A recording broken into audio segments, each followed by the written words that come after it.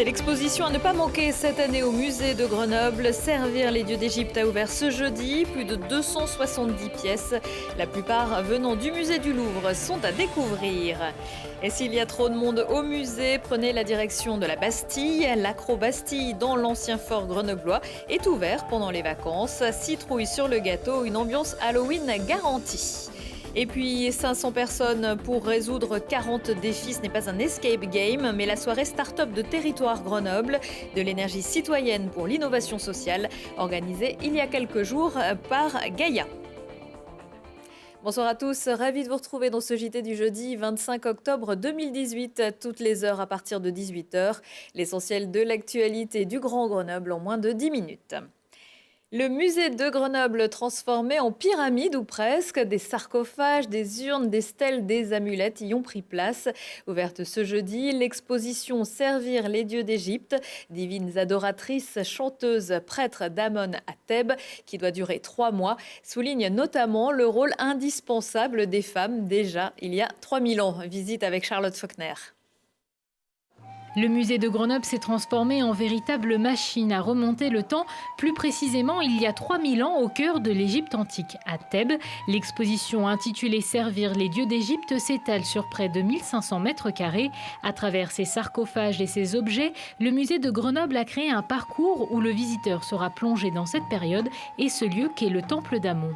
On va passer de la nécropole, où ont été découverts tous ces objets, au temple dans lequel officient les prêtres et également où officient, et ça c'est très nouveau, je dirais, de traiter cet aspect-là des choses, les femmes. Puisque les femmes, dans le culte, mais aussi plus largement, je dirais, dans la vie sociale à cette époque-là, eh bien, ont un rôle très important. Conçue par un conservateur du Louvre, l'exposition se compose en 4 salles. Le visiteur découvre la nécropole avec les tombes du clergé masculin et féminin, puis le temple avec l'organisation et la hiérarchie des prêtres, pour finir dans une salle consacrée au rôle des femmes dans le temple. Nous comprenons qu'il y avait dans ce clergé féminin un clergé qui était à la fois issu soit des familles royales, soit des familles nobles, et qui était donc amené à jouer un rôle important et d'un point de vue diplomatique et d'un point de vue religieux. En tout, 270 objets sont présentés, une exposition faite en partenariat avec le musée du Louvre qui pour l'occasion a prêté près de 200 objets, une exposition exceptionnelle de par son thème qui cible une période et un thème bien précis de l'Égypte antique. C'était aussi d'inviter le visiteur non pas à une généralité sur l'Égypte, mais à l'inviter à un moment précis de l'histoire égyptienne et aussi de ce fait à lui faire parcourir une exposition qui l'initie d'une certaine manière, et pour aller dans un détail et pénétrer davantage et être pénétré aussi de cette civilisation et de cette société, il m'a semblé qu'il était intéressant de resserrer le cadrage sur une époque et un lieu. Avec cette exposition, le musée de Grenoble a pour objectif de donner un éclairage nouveau sur sa collection d'antiquités égyptiennes. L'Égypte qui n'a pas fini d'être à l'honneur au musée de Grenoble. Une autre exposition devrait être proposée en 2022 à l'occasion du bicentenaire du déchiffrement des hiéroglyphes par le Grenoblois Champollion. Peur sur la Bastille, à l'occasion des vacances d'automne et en prévision d'Halloween, la fête des petits et grands monstres. Le site sommital de Grenoble se pare d'orange et de noir du 26 au 31 octobre. Des animations sur ce thème seront proposées, notamment autour de l'incontournable Acro-Bastille. Puisque c'est bien connu, c'est dans les vieux chaudrons qu'on fait les meilleures potions magiques. Julie Ségala. Un baudrier, un casque, une poulie et c'est parti pour plusieurs heures d'acrobatie en toute sécurité. Sur le site d'Acro-Bastille, tout est une question d'équilibre et de concentration. Pas d'arbres ni de branches, mais des câbles et des filets pour une activité très forte en sensations.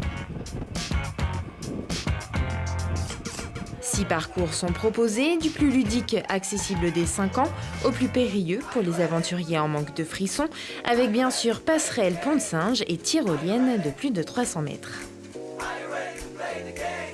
Acro-Bastille, c'est un parc acrobatique en hauteur avec des parcours acrobatiques pour les plus grands qui font tout le tour du fort en passant par le Grand Fossé. On a des activités un peu plus ludiques pour les enfants comme on a là derrière.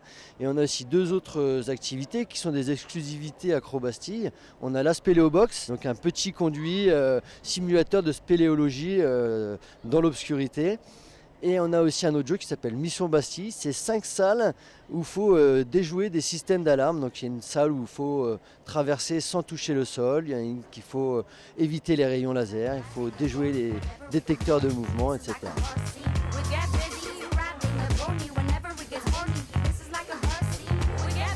C'était super, c'est une expérience à faire. Et ça change, je trouve, des autres endroits, quoi. C'est assez original. J'ai trouvé que c'était facile. Surtout à la fin, ça a été rigolo. C'était compliqué mais amusant. Il y a des trucs compliqués où il faut tirer sur les bras et tout, mais c'était amusant. Une activité pour les petits comme pour les grands, mais acrophobes s'abstenir. La plateforme la plus haute est accrochée à 25 mètres du sol.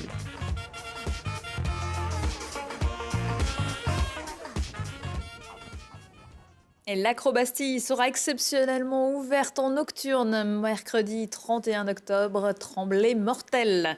Vous aussi, vous pouvez changer le monde. Grenoble École de Management accueillait il y a quelques jours l'événement Start-up de territoire proposé par Gaïa.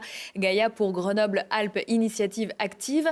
Pendant toute une soirée, 500 personnes se sont retrouvées autour de 40 défis dans les domaines de l'alimentation, de l'énergie, de la solidarité, de l'agriculture, de la culture, de la mobilité, avec pour ambition d'inventer les entreprises sociales et solidaires de demain. Start-up de territoire, et ça va continuer demain. Les 400 participants, les 40 ateliers ont produit une foultitude de projets, dont des projets d'entreprise. Alors, le rôle de Gaïa demain, ça va être d'accompagner ces projets avec l'ensemble de l'écosystème que nous avons déjà mobilisé pour accompagner ces projets, les challenger et faire en sorte que ces projets soient des entreprises qui soient responsables au niveau de l'environnement et surtout économiquement aussi viables. Donc je mets déjà en œuvre des choses chez moi au quotidien, mais pour aller plus loin, c'est pour moi beaucoup plus facile d'être en groupe et de pouvoir partager mes idées avec d'autres personnes. Et je trouve que c'est un événement où, grâce au collectif, on peut du coup sentir son âme de citoyen ressortir sans forcément être sur le devant de la scène. Et pourtant participer à un projet collectif. Gaïa, la métropole grenobloise et les acteurs présents ce soir-là ont déposé une candidature pour la labellisation French Impact, l'équivalent pour l'innovation sociale de la French Tech. C'était l'événement du jour après le lancement de l'expo sur l'Égypte, l'annonce du tracé du Tour de France 2019. Comme nous vous l'annoncions déjà la semaine dernière, la grande boucle ne passera pas par notre département, ni départ, ni arrivée, ni même en transit. La métropole avait candidaté pour cette édition qui marquera le 100e anniversaire du maillot jaune attribué pour la première fois à Grenoble. Les brûleurs de loup n'iront pas en 8e de finale de la Coupe de France. Mercredi soir à Pôle Sud, les Grenoblois ont été éliminés par Lyon, tenant du titre sur le score de 1-2. Très chafouin, le coach d'Auterglave n'est même pas passé par le vestiaire à la fin du match. Il faudra se ressaisir en Ligue Magnus samedi soir à Pôle Sud, également face à Rouen, également éliminé de la Coupe de France. On se console comme on peut. Dans le championnat de Ligue 2 de football, Grenoble recevra 3 vendredi soir à 20h au Stade des Alpes. Le GF38 traverse actuellement une bonne passe. Si le démarrage en début de saison a été un peu difficile, l'équipe et l'entraîneur semblent avoir trouvé leur rythme de croisière.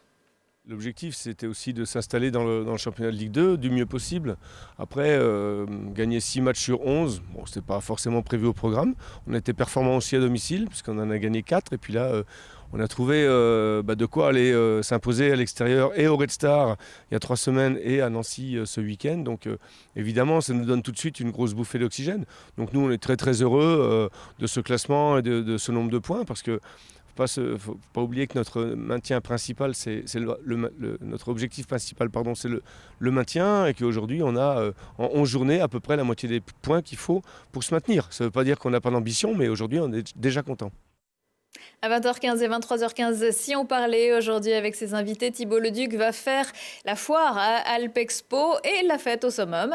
Découvrir le duo With Your Love en live sur notre plateau et feuilleter un des nombreux livres dédiés à Johnny.